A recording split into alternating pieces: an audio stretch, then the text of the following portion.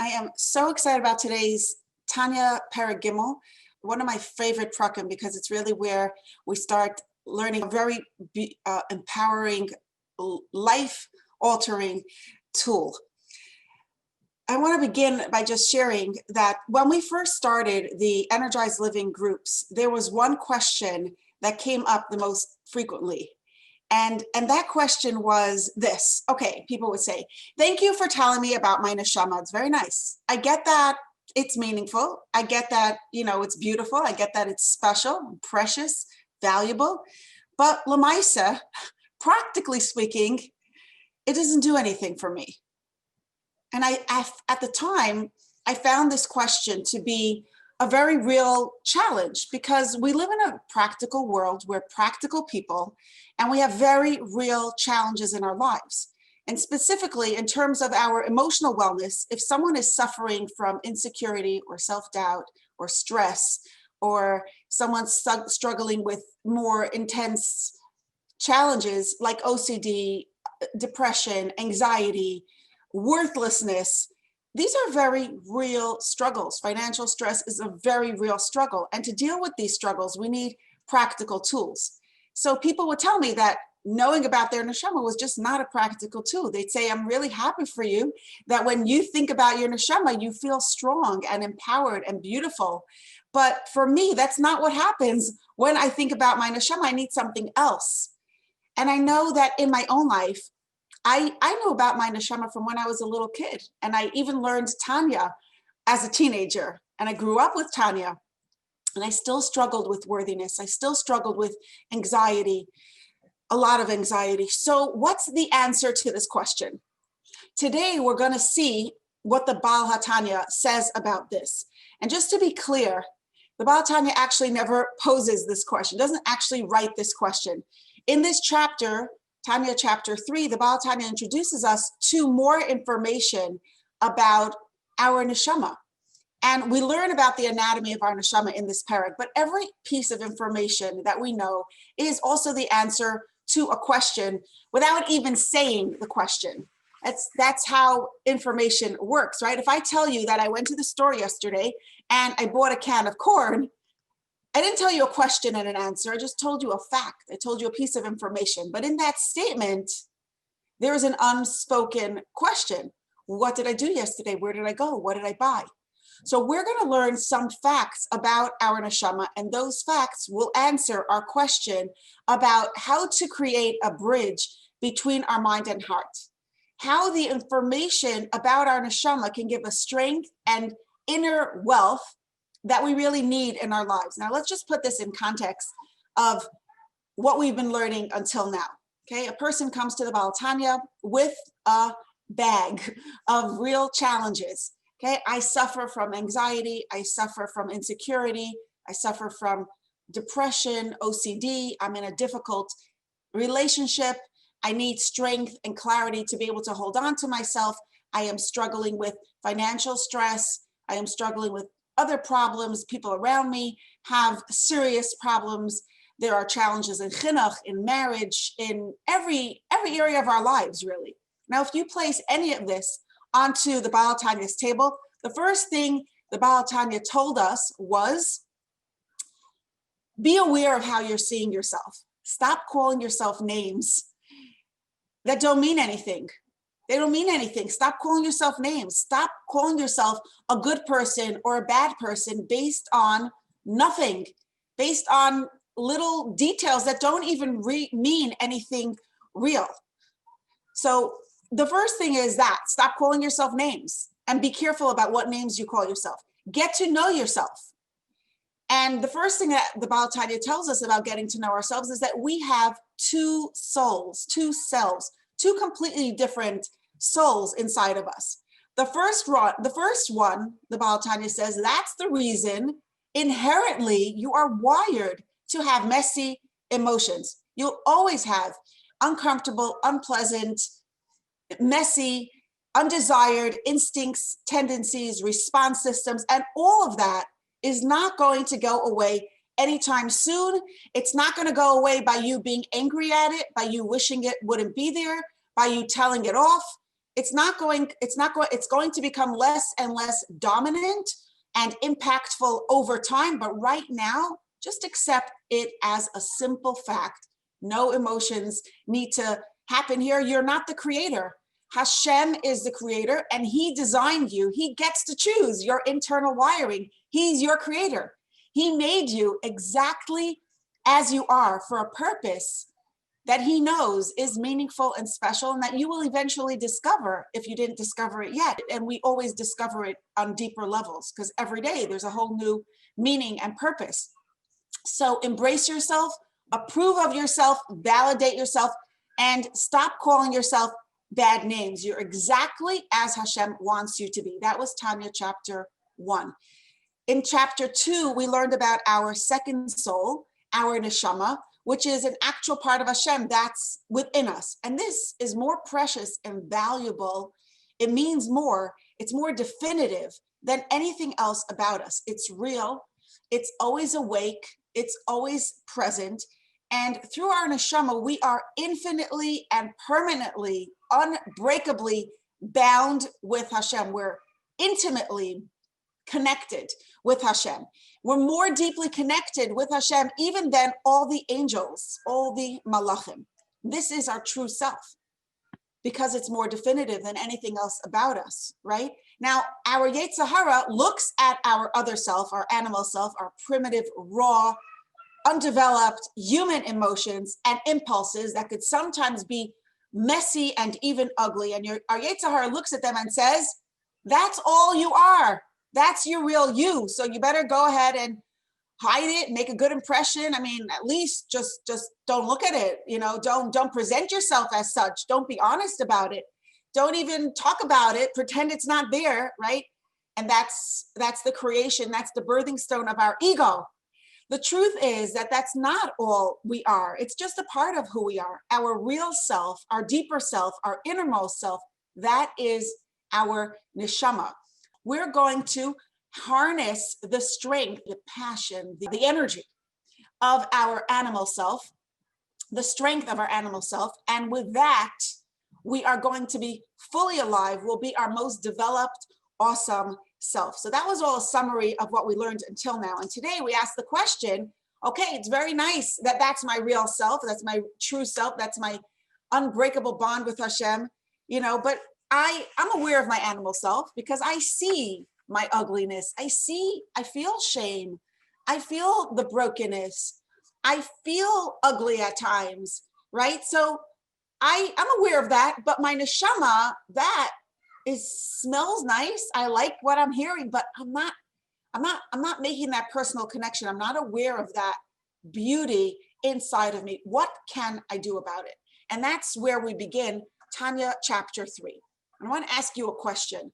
If a person has $1 billion in the bank, but they do not know about it, are they rich or are they poor? If they never use the money and they don't even think about it, maybe they don't even know about it, are they rich or are they poor? $10 million in the bank, they don't know about it. They never swipe that card, the debit card. So there's truth, and then there's our experience. So someone said, right, no, they are poor. Someone said, yes, they're rich. In theory, but not in practice. Poor. Okay, we're getting a lot of good votes here. This is always what happens whenever I ask this question in a room. It kind of explodes. No, yes, maybe, in theory, whatever.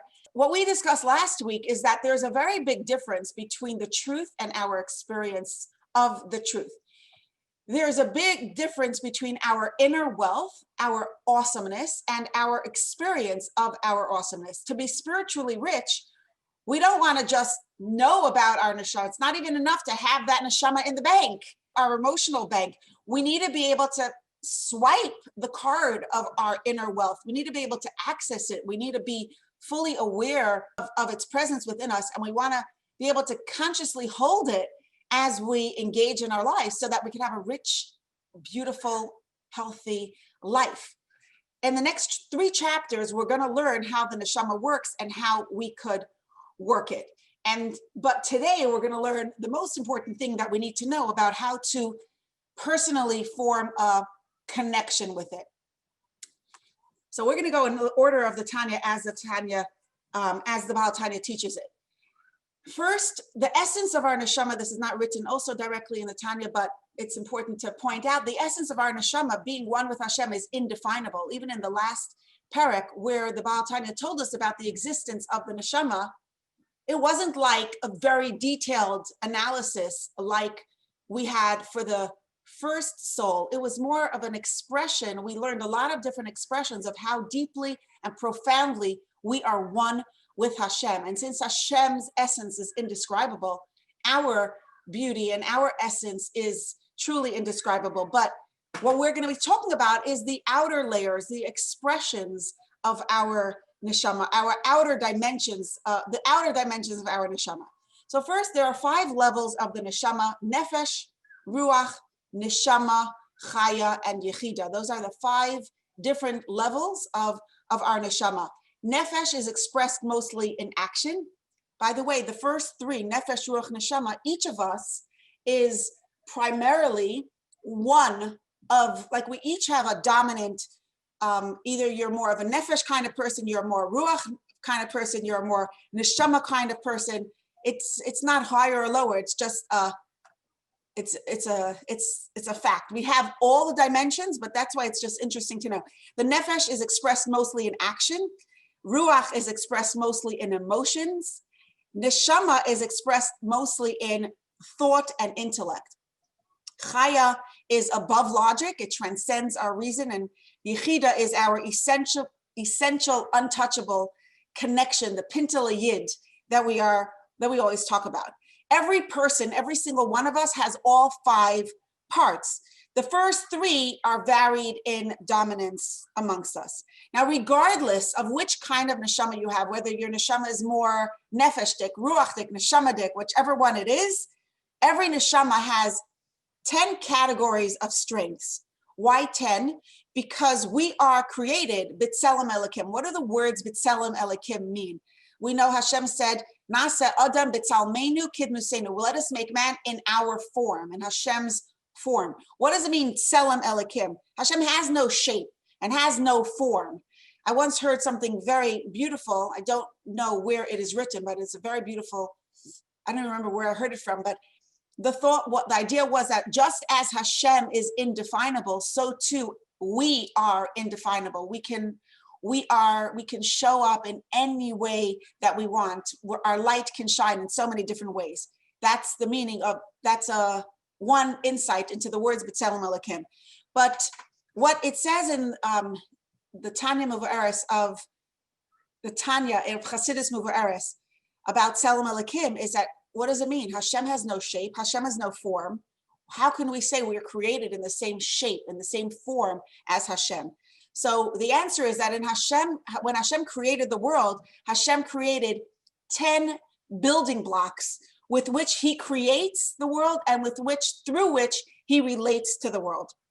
And each of these 10 energies has a specific form, and together they are the tselem Elokim. That's the godly energy and the godly light, the getlecha light, Ar Eliki and Chayas Eliki, as is expressed in this specific form. That's tselem Elokim. Hashem's light as it's expressed in a form that Hashem created, that to create the world with. And we too are created the tselem Elokim, which means that we have these 10 forms of energy. They're part of our soul. So I'm gonna read a couple of lines in the Tanya because last week we didn't do it at all. I think it's something nice to do. Parak Gimel. V'hine kol bechina umadrega mishalish elu nefesh ruach neshama. Everybody has 5 levels of the neshama, but these 3 are more dominant, right? Different. That's where we're different.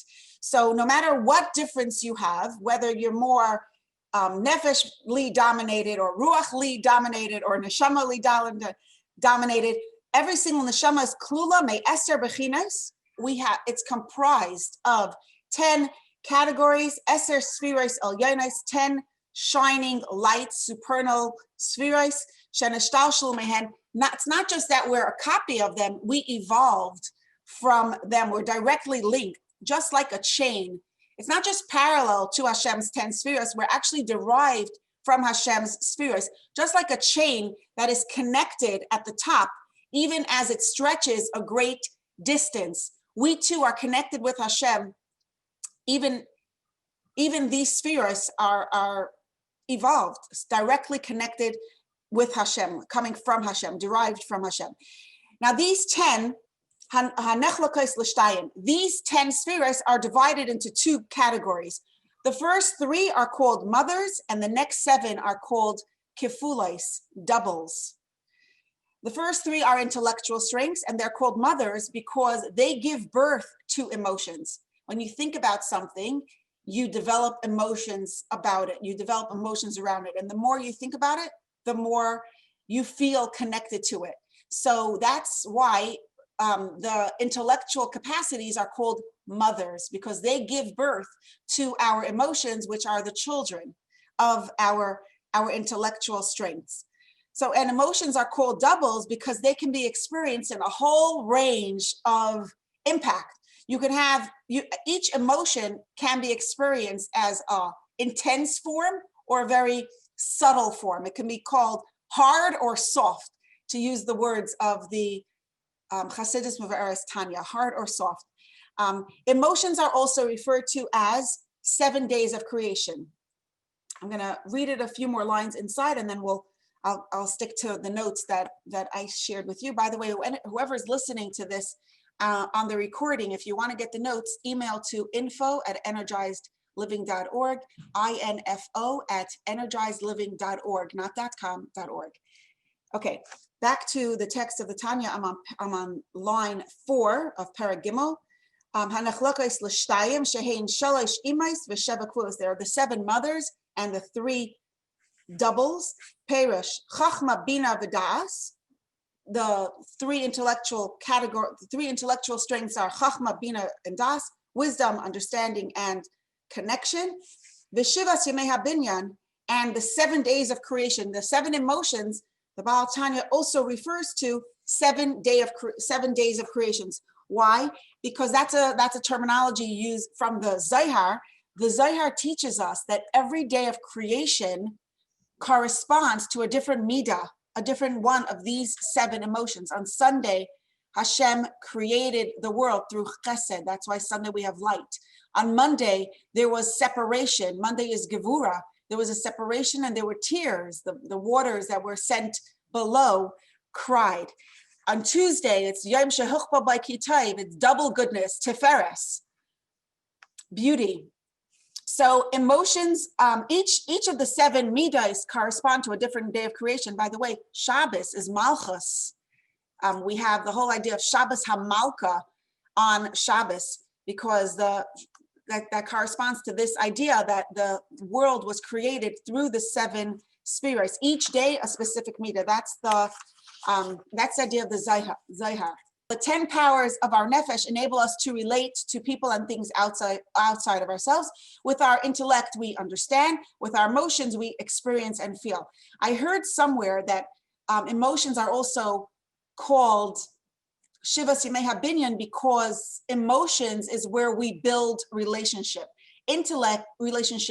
Intellect exists only in our own minds, while emotions are where we build relationships with others. Emotions are where we build connections, where we actually, that motivate us, that drive us towards action. And Hashem built the world with emotions, not with intellect, for that reason. So I wanted to check that. I did not see it in that sefer. I wanted to check another sefer. I had seen it somewhere, and that's why I put it in my notes originally, but in reviewing it, I didn't find it. So I don't have a source for that here. So obviously emotions are important and meaningful. And now I just want to point out that we are learning that each of these 2 nefashos, each of our 2 selves, has its own complete set of energies. It's not just its own thoughts, but its own way of thinking, its own powers of thinking. It's not just its own emotions, but its own way of developing and experiencing emotions. It's not just that we have, one operating system that the Yetzer Hara is pulling in one direction and our Yetzer Tov is pulling in another direction. It's 2 completely different sets of operating systems. Very, very fascinating. And I think this is helpful to realize, because in order to experience our neshama, we need to learn about how it operates. It's a different system. It operates differently. It has a different set of activation tools than our human dimension, than our animal self. So it's important to know that it's a completely different self. Okay, so let's, I'm now going to be in the notes and not in the direct text of the Tanya, but I'm following along the order of the Tanya as it's written. There are 3 intellectual strengths, like we just said, Chachma, Bina, and Das, and there are 7 emotional strengths, Chesed, Gevura, Tiferes, Netzach, Hod, Yesod, and Malchus. Now, the 2 primary emotions are Chesed and Gevura. Chesed is commonly known. We think of Chesed as kindness, but the root of the kindness is attraction. The inner dimension of kindness is attraction and love. We are drawn towards something, and that's why we give. In the neshama, the midah of Chesed is an attraction towards Hashem, and it's love for Hashem. Gvura, by contrast, we think of Gvura as judgment, as, you know, laying down the law, laying down definitive, clear boundaries. But the inner dimension of Gevura is distance and withdrawal. And in the neshama, the midah of Gevura is awe of Hashem, because like we know by Matan Torah, we said, Vayar ha'am vayanu, right? The nation, and then they jumped back. When they came so close to Hashem, there was like a moment when they felt that awe, they trembled and they moved back. And in that sense, Gevura is awe. Awareness of Hashem's greatness gives us a sense of distance and awe. Now, those are the 2 primary emotions, Chesed and Gevura, or Ahava and Yira, love and awe, or love and fear. All other emotions are offshoots of these. Tiferes, the Baal Tanya mentions also, is about glorifying Hashem. Now, here's the important part. Here's where we connect the dots, okay? When somebody insults me, I feel hurt. I don't have to think about it. I don't have to wonder about it. I don't have to be curious about it, unless there's a traumatic experience in my life that's disconnecting me from my emotions. If there's an unpleasant event happening in my life, if I go to the mall and I pull out my debit card to pay and the debit card is declined, I will feel upset. I don't have to think, oh, what should I feel? It happens naturally. It happens organically. That's how our nefesh habahamis works. We feel things automatically. We don't have to invest energy in feeling. The emotions are born automatically. The Baal Tanya in this week, in this parak of Tanya tells us something that's like, bingo, a light switched on in my head the first time I learned this. The first time I learned this as an adult, okay? The only way to have emotions in our neshama, the only way to feel emotions for Hashem or for our neshama, the only way to feel a personal connection with our neshama is if we invest time and effort thinking about our neshama and personalizing those thoughts.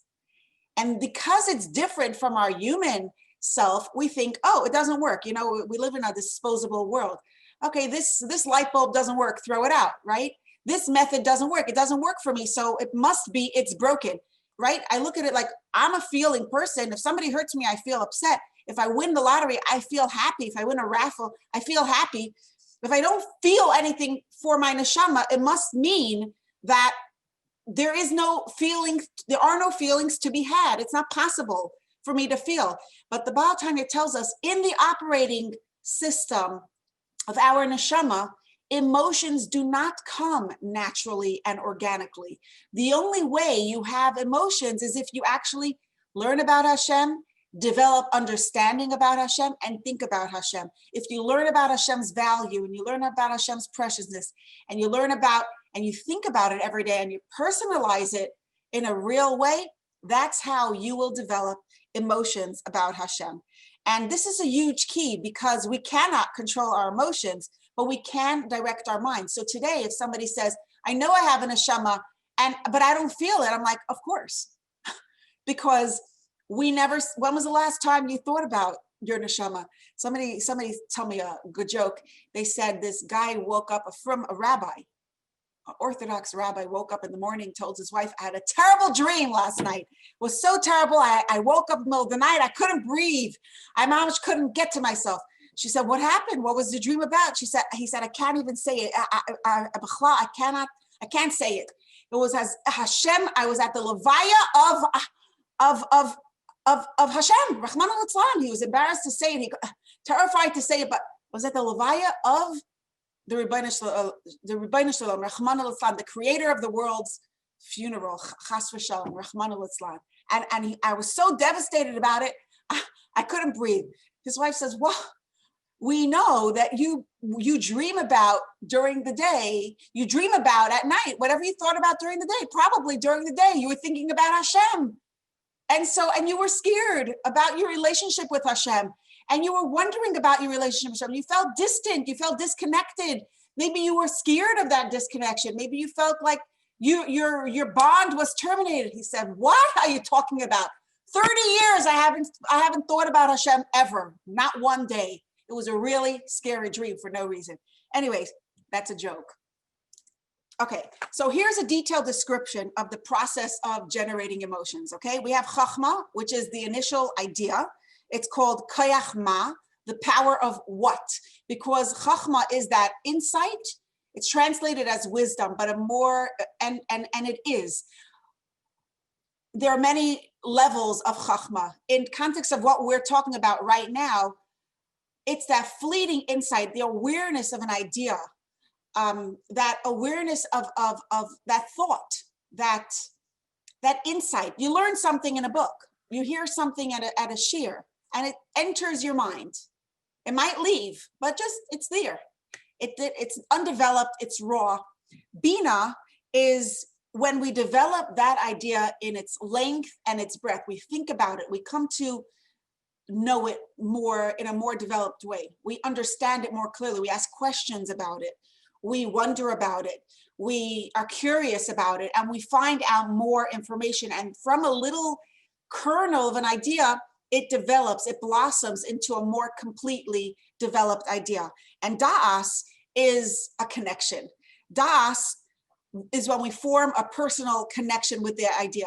In the Torah, the first time we're introduced to the word da'as is when the Torah tells us, Adam yada es Chava, and Adam knew Chava. Now, it's not talking about that he knew her name, he knew where she came from, he knew her creator, he knew her personality.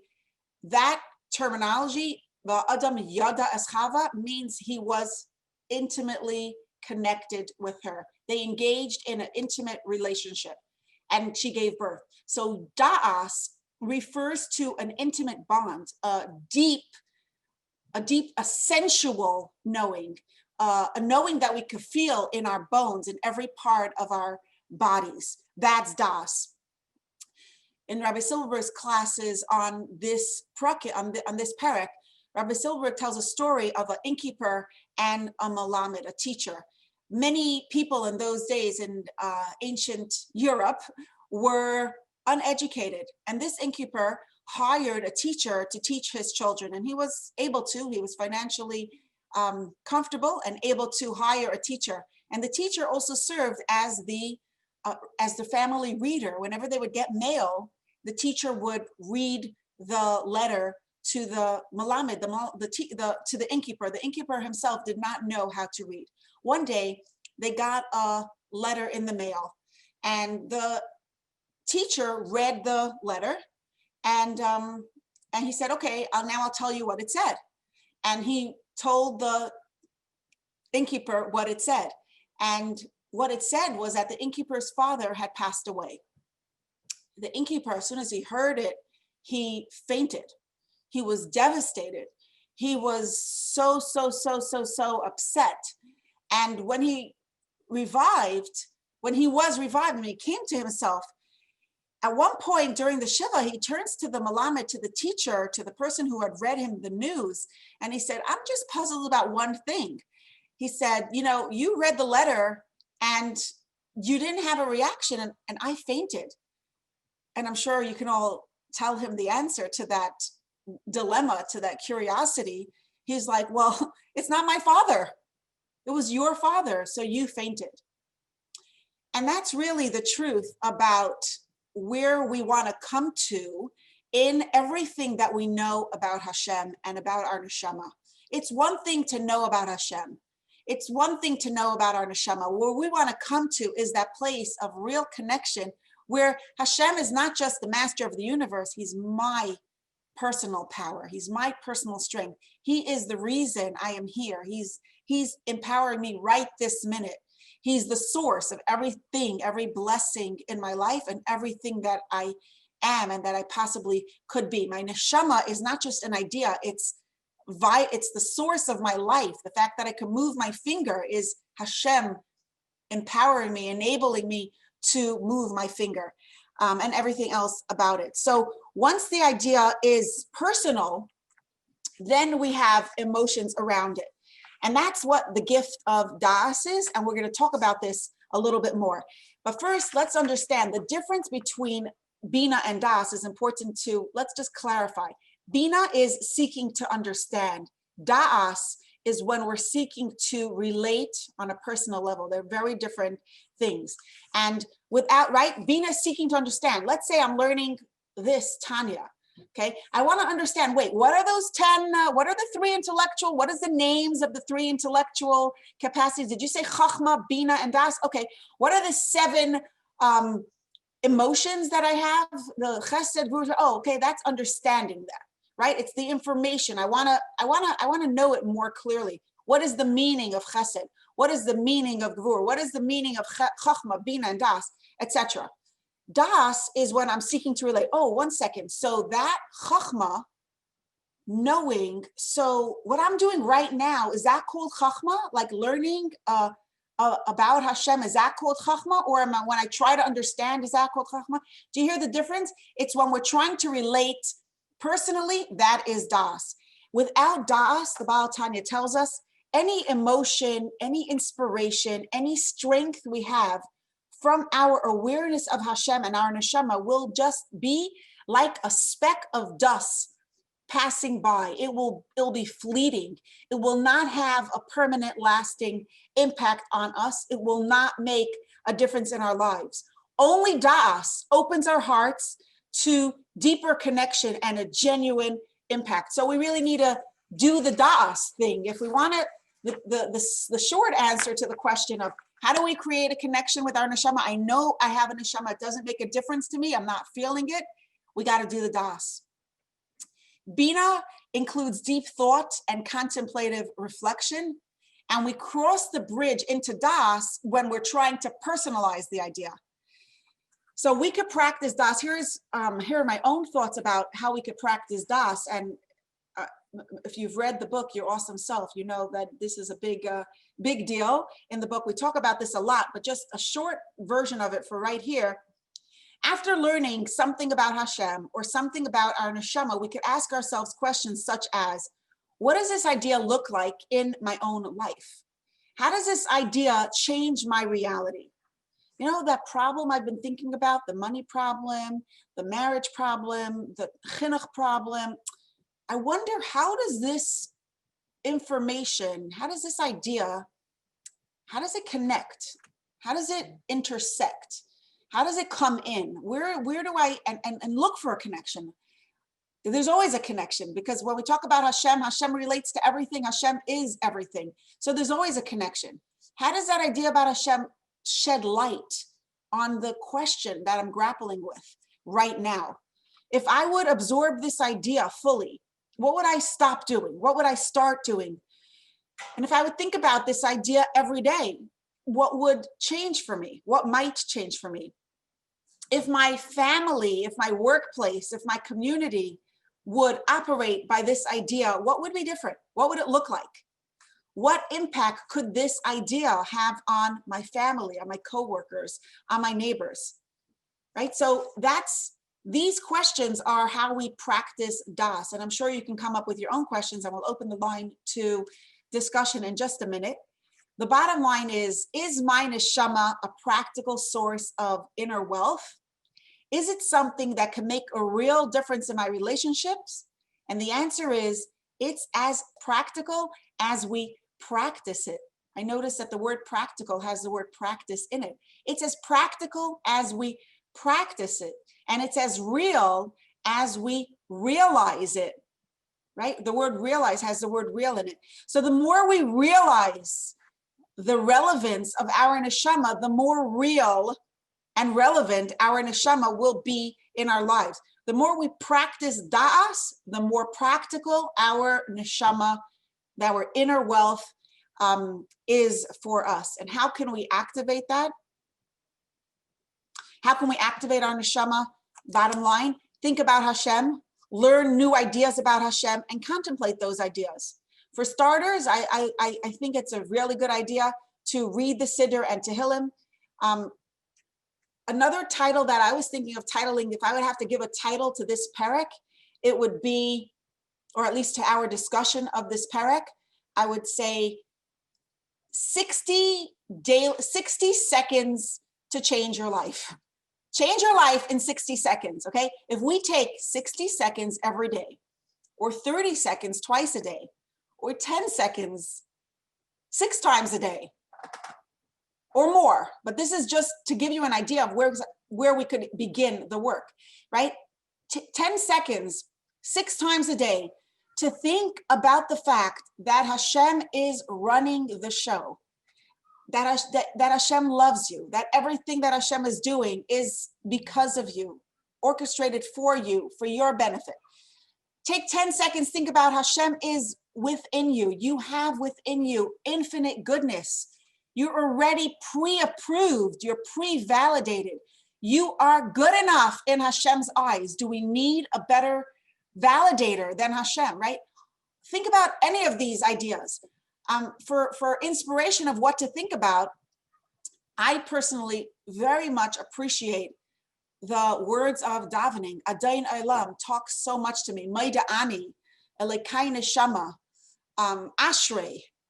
All of these tefillos that we say every day, even just saying brachos every day. Thank you, Hashem. Baruch atah Hashem, Elokeinu Paikeach Ivrim, who opens the eyes of the blind. And think about for a moment that my eyes, that I could see, the fact that I could see right now is a blessing, a gift. It's an expression of Hashem's love for me, of Hashem's caring for me, of Hashem's concern for my well-being. It's a blessing, and He's enabling me to see just a little thing like that. This is the practice of das, personalizing it, taking time to really relate on a deep personal level. And when we do this, we will start feeling emotions. You know, if somebody walks into the room and says, electricity doesn't work. I went into my house, I turned on all the lights, all the lights, none of them are working. We would laugh, right? And we would say, okay, electricity works, go get an electrician, or go pay your electric bill, or figure out there's a reason, there's a leak. Somewhere there's something getting in the way of the electricity working for you. And yet when we tell ourselves, you know, I know about Hashem, I know about neshama, but it's not turning on a light for me. I'm not feeling beautiful. I'm not feeling luminant. I'm not feeling radiant. I'm not feeling that goodness. I'm not feeling blessed. Doesn't work. So we say, okay, doesn't work for you. Some people are more spiritual. Some people are not spiritual. Maybe other ideas, you know, maybe you're more practical. Maybe you need other things. But it's interesting. Yiddishkeit works. Ruchnius works. Hashem is true. Our neshama is true. And knowing about Hashem and knowing about our neshama, it's a truth that has to change us unless we're not personalizing it, unless we're not doing the das. So if we want to feel secure in Hashem's embrace, if we want to feel our inner wealth, we need to do the das. Take 30 seconds at least every single day and power up your connection with Hashem, your connection with your neshama, magnify it, amplify it, tune into it, embrace it, touch it, sing about it, think about it, whatever words work for you, but do the das. form that personal connection, make these ideas relatable. And I just want to form a direct connection with the questions that I asked about in the beginning, because we're not just talking about dealing with making ourselves feel good about ourselves. What about my financial stress? What about my OCD? What about my anxiety? What about my deep insecurity? This is not like, how is this helping me? We're going to get there. But the first thing the Baal Tanya wants us to do, which is interesting, he first told us about our animal self. Know that you have messy emotions. Just be comfortable with that. Get comfortable with that, because it's not changing. So you may as well make peace with reality. It's like, you can't be angry at the fact that it's raining. It's raining. What are you going to do about it? Bang your head in the wall? My mother would say, what are you going to do? Bang your head in the wall? It's not going to change, right? So it's not going to change. Embrace yourself. Approve of yourself. But now that we know about neshama, the first thing before we even look at, your messy stuff, your anxiety, your stress, your problems, you're going to look at that every day. It's going to be in your face every day. This, you will only feel it. You will only touch it. You will only experience it if you do a das, do a moment of das. And I would suggest do more than 30 seconds of das. Being part of this group here now is an investment that's more than 30 seconds. And I hope it's a worthwhile investment for you. I know that for me, it's been changing my week. Thinking about these ideas a whole week has been totally changing my week. Different words were just, I'm like, what does that mean? What does it really mean? What does it look like? 2 words that were just like swimming around in my head for 3 days since Shabbos. Maybe it's 4 days because today's Wednesday, right? So it's a gift we can give ourselves. It's a gift we need. It's not going to directly take away our stress. We didn't yet talk about, all the real struggles that are on the table. And yet if we're going to deal with the real struggles, we need to be strong. We need to carry our inner beauty. And the way to do that is by doing a moment of das every single day. And the bigger stress we're dealing with in our lives, the more das we need to do. The more challenges, the bigger our challenges. If you are dealing with big ticket challenges, everybody has tsaris, everybody has unsolvable problems. It's the idea that only Nebuch people have Nebuch the tsaris is a myth. It's a lie. It's not true. Every single one of us has unsolvable problems that are very painful in our lives. Some are more public, some are more private. Everybody has stuff. Everybody knows someone that has stuff, and we need the bigger our stuff, the more we need to really take the time, whether it's in davening, whether it's saying a kapitel of Tehillim, whether it's create a moment of consciousness, das, every single day and at least a few times a day.